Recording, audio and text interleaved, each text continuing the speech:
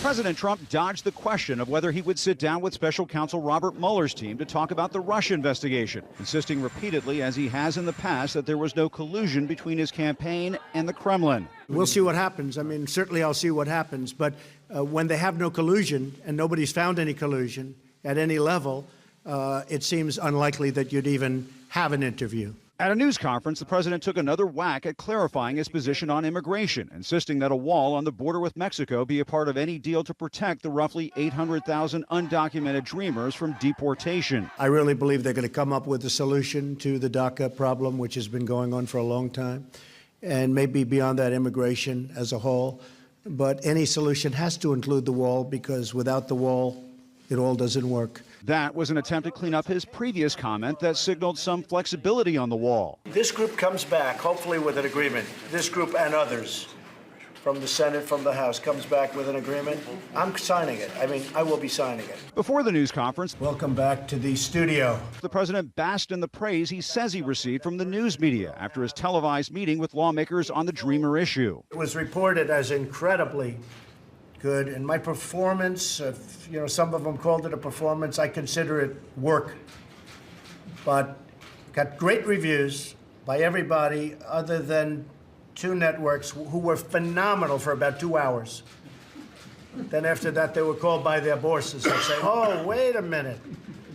And unfortunately, a lot of those anchors sent us letters saying that was one of the greatest meetings they've ever witnessed.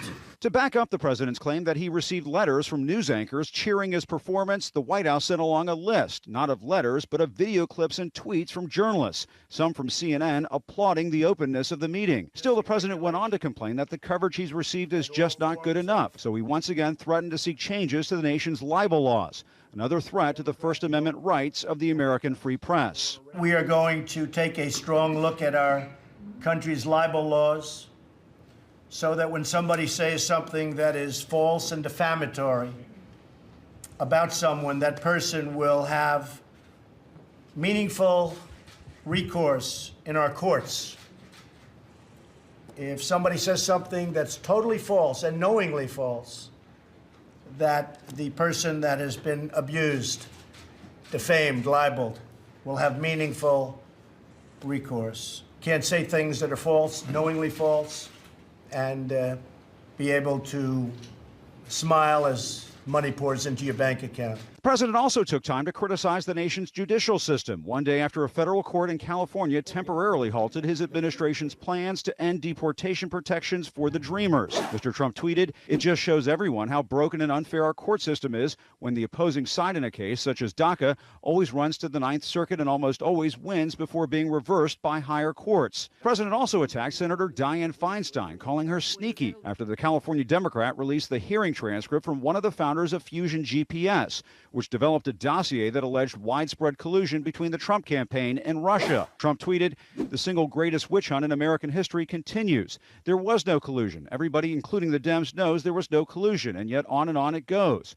Russia and the world is laughing at the stupidity they are witnessing. Republicans should finally take control." The president's tirades mask an apparent need for approval from the news media, something he touched on while looking back at that meeting on the Dreamers. I'm sure their ratings were fantastic. They always are. Which is why I think the media will ultimately support Trump in the end, because they're going to say, if Trump doesn't win in 3 years, they're all out of business. You guys will be out of business, but the boom holders are still going to be there, so that's good. Those are the people I like.